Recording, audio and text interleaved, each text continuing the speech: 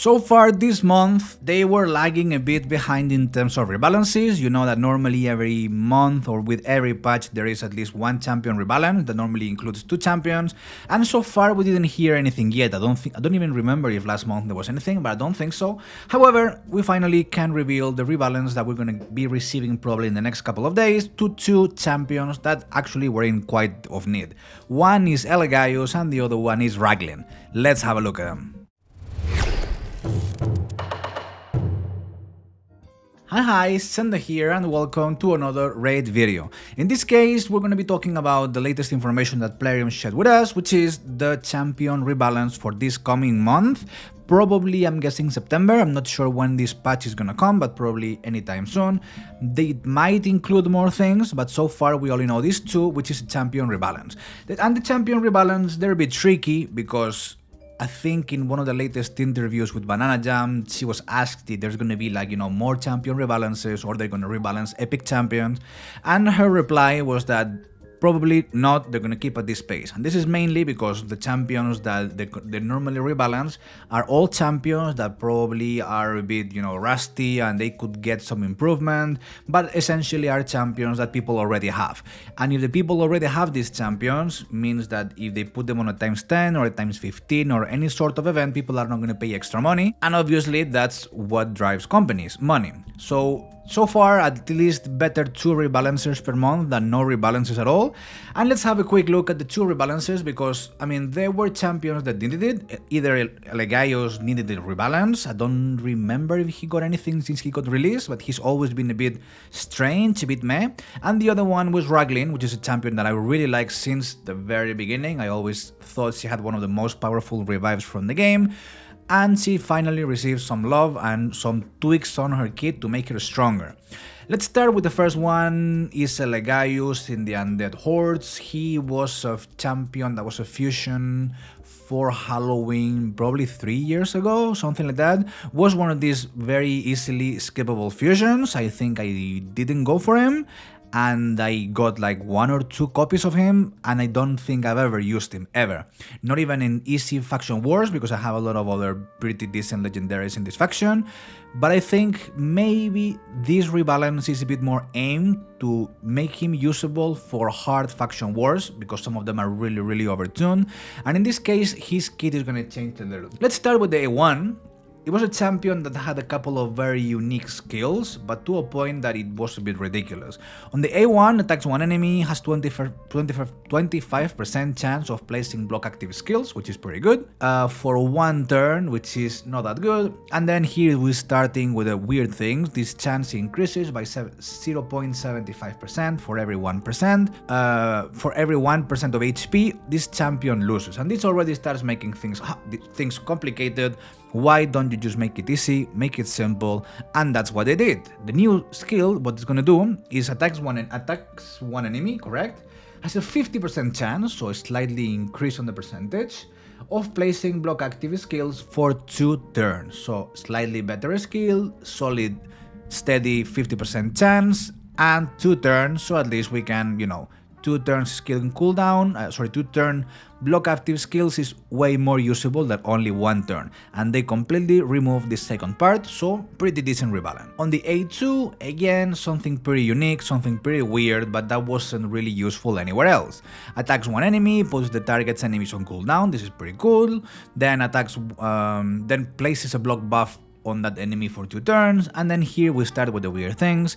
If the enemy team has any duplicates of the target champion, will also put all their skills on cooldown and place block buffs. This was quite rare. This you don't see it in many of the places. Faction wars, some stages, Doom Tower, some stages, but normally arena you don't see this, in dungeons you don't see this. It was like very niche, to the point that was pretty much unusable. They did a kind of a smart tweak. The idea remains the same, but the way it's gonna work is that if there are any enemy champions that share the same affinity as the initial target, then we'll also put all their skills on cooldown and place a block buffs on that. And that's way more useful because we can face a wave with 5 void enemy champions, and this is gonna work in every single one of them. I'm not sure, I don't think there's any other champion that has anything to do with affinities, that it does one thing based on the affinity of the enemy champion, but it's pretty cool to see that this mechanic can exist, and I think it's definitely going to be useful for faction wars. I think it's 100% aimed for faction wars. On the A3, also slightly tweak, but that will make him way more useful. Attacks all enemies, 75% chance of removing 2 random buffs. This was the stupid bit, like why only 2 and why random. And they change it to a 75% chance of removing all enemy buffs. So way more versatile, it's going to be useful for waves, and mainly it's going to be useful for factions. So pretty powerful, pretty decent rebalance, and I think is definitely aimed for using him on hard faction wars. The passive remains the same, the aura remains the same, just this little tweak to make him a bit more like, wave control, putting enemy skills on cooldowns, and a bit more, controlling. On the other hand, we have on the Banner Lords, we got RAGLIN. She also is going to receive a buff. She's been the same since 2019. The reviews, you can see she wasn't great. I don't think she was bad. She was just, a bit stupid in some skills and not fully useful. The A1 is going to remain the same. It's not a terrible A1. It's not the best A1. We have to remember that she's, after all, a Void Legendary. Normally these champions are the strongest and also one of the hardest to get behind the mythicals. The A1 is not bad, fills the turn meter of 3, random allies by 15%. This is the part that I'm not so big fan of. Allies can only have their turn filled once per turn by this skill. I mean, why putting this limit? At the end of the day, it's a Void Legendary champion, so just let her increase turn meter on A1. I mean, make her powerful, that should be the idea. On the A2, this is a pretty decent change that you're gonna get. Right now removes all debuffs, which is cool, then heals them, which is pretty good, and the heal amount is proportional to this champion's attack. This was the most stupid thing, because she is a support type of champion. She doesn't need attack for literally anything. She doesn't deal damage. The A1, the purpose of it is not dealing damage.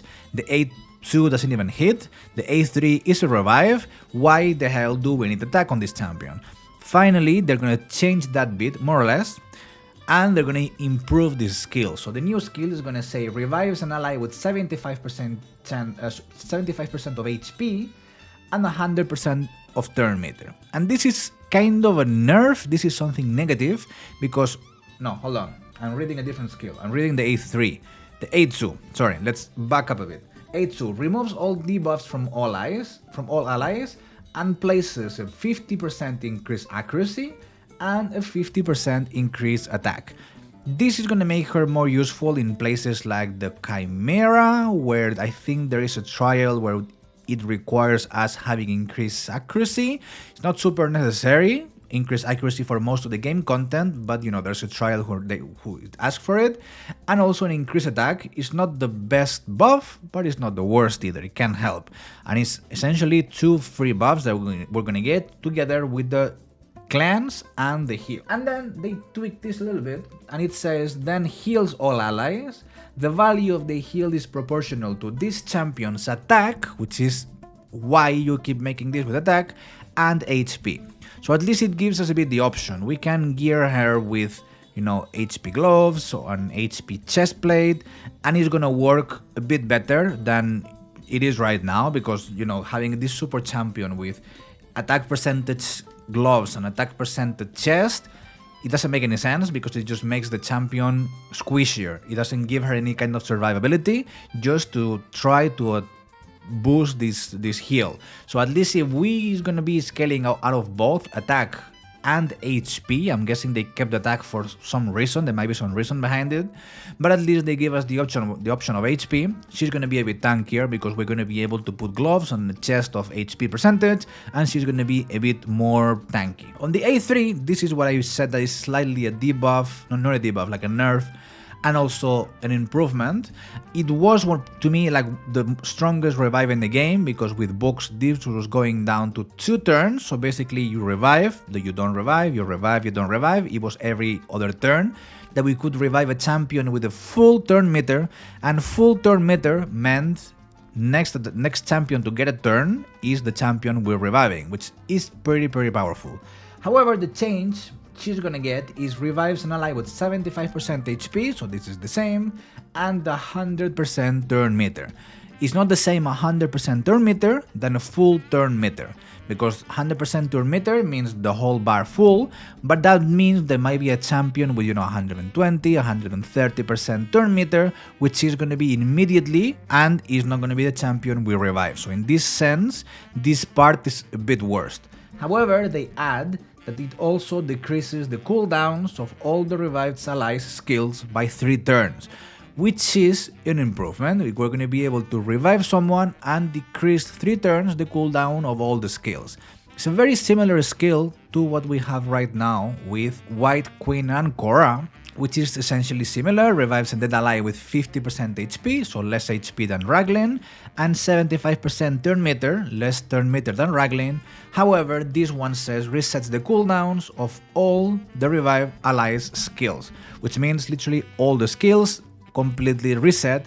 However, RAGLIN is only going to do 3 turns. 3 turns should be fine for most cases, but obviously all the cooldowns from all the skills is way more powerful. Also, and Korra, she had this after the revival, decreases the turns meter, thing that RAGLIN doesn't do, but hey, we can't complain too much. RAGLIN's revive is every 2 turns and Korra's is every 3, so it's still a pretty decent buff, a pretty decent rebalance, and a pretty stronger skill than it is right now.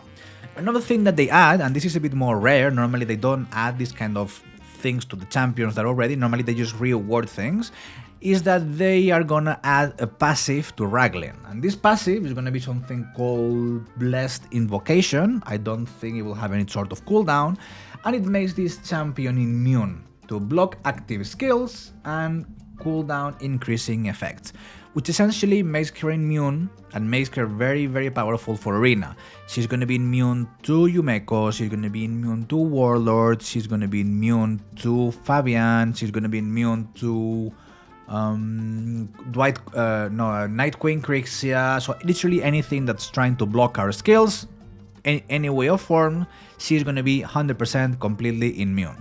However, there's a caveat here, and it's that this is a passive, so if she has the same problem as Mountain King had. He's also immune to block active skills, but is not immune to block passives.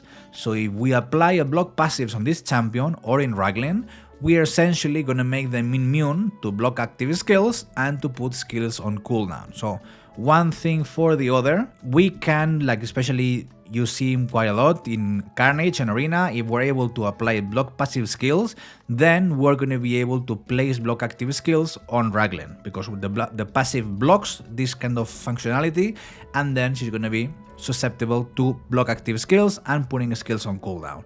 So that's that. A rebalance of 2 of the skills, adding 1 passive, the aura remains the same, the stats so far remain the same. This is the next rebalance for these 2 champions. Like I said, I'm not really sure, they didn't give us a date for when is this going to be coming, hopefully soon. I hope you liked the video. Any questions or anything, you can drop them in the comments. Thanks a lot for watching the video. I'll leave here a recommended one, and I'll see you on the next one. Bye bye.